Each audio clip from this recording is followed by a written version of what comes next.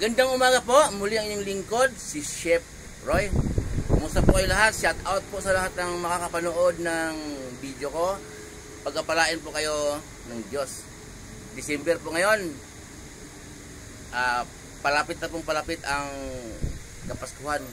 Karamihan po sa atin ay naghahanda para sa pinaghandaan ng Pasko. Mga Christmas party, kung ano-ano mang mga reunion, pinaghandaan po yun.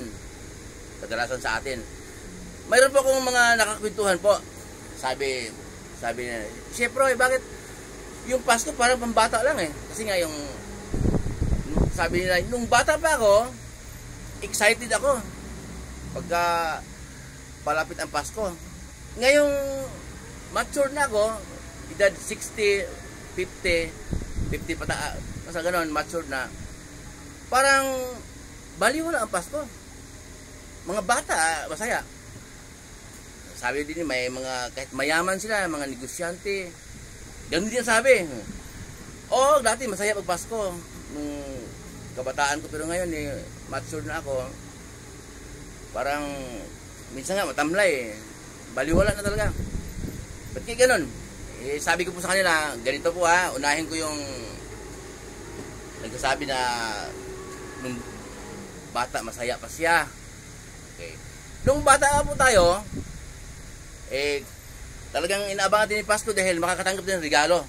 Kay Ninong, kay Ninang, kay Tita, kay Tito, kay Papa, kay Mama, sa ating mga magulang. Bibili tayo ng bagong sapatos. Kung bata pa, laruan. Talagang masaya ang Pasko. Ngayon pong mature na tayo, ay tayo na pong nagbibigay. Tama ba? May inaanak ka, magmamano sa'yo, paghandaan mo yun. Kung wala kang trabaho, ay kaya sabi mo malungkot ka. Kung may trabaho ka, panay ang sugal mo, panay ang inom mo, babae mo, wala kang pera, kahit na malaki kita mo, malungkot nga.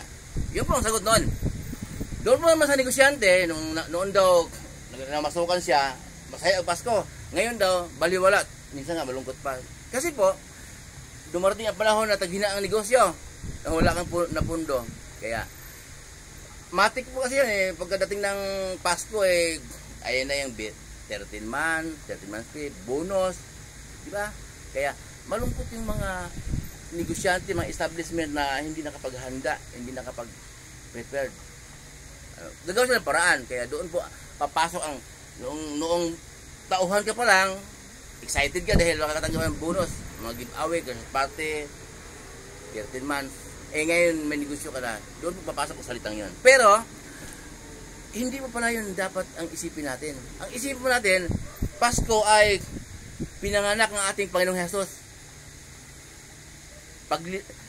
Dumarating ang pagliligtas sa atin. Dati mo wala. May babasahin po niyo ako. May babasahin po ako para sa inyo. Pakinggan po ninyo. At papaliwanag po na yung lingkod. Pakinggan po ninyo sa John 3:16. Napakaganda po nito. Ang sabi po dito sa John 3:16, sapagkat gayon na lamang ang pag-ibig ng Diyos sa sangkatauhan, sa sanglibutan. Sapagkat gayon na lamang ang pag-ibig ng Diyos sa sanglibutan. Okay? Kaya't ibinigay niya ang kanyang kaisa-isang anak upang ang sinumang sumasampalataya sa kanya ay hindi mapahamak kundi magkaroon ng buhay na walang hanggan. Ayun, yun ang Pasko po. Pinadala ng Diyos Ama ang kanyang anak, ang ating Panginoong Hesus, upang ang sinumang sumasampalataya ay hindi mapahamak, hindi magkaroon ng buhay na walang hanggan. Yun po ang ibig sabihin ng Pasko. Pinanganak ang ating Panginoong Hesus. Bakit kailangan ipadala ng Diyos Ama ang kanyang anak? Kasi po noong Old Testament, pagka ang tao nagkasala, inutos ng Diyos kay Moises na gano'n ang gagawin mo. Sabihin mo sa mga Israelita, magkatay po ng mga hayop, kung malaki kasalanan, turo. Depende sa kasalanan, pag maliit na kasalanan, pwedeng tupa, kambing, or kalapate. Pero, sinadya po lang magkasala kasi. Kung mayaman ka, maraming panghandog, simple, pumatay ka, magagalit ka, magkahasa ka, walang problema, marami kang panghandog Hindi po kinalulugan ng Diyos ang handog-handog na yan. Parang ginawa nilang sinasadya nila, magkasala. Taon-taon, okay sila, masaya sila dahil gagawin ng punong pare. yung taunang pagwiwisik ng mga dugo ng hayop doon sa templo, sa dakong kabanal-banalan, para pagpapatawad ng buong taon na kasalanan. Pagkatapos noon, sasadyain magkasala ng tao dahil taon-taon pala ginagawa ng punong pare doon sa templo. Kaya po ang ginawa ng Diyos po, walang nakakasunod sa tuntunin ng Diyos. Ang ginawa ng Diyos Ama, pinadala ang kanyang anak. Nireject na niya yun, yung pagkakatay ng mga hayop, paghahandog. Nireject na ng Diyos Ama.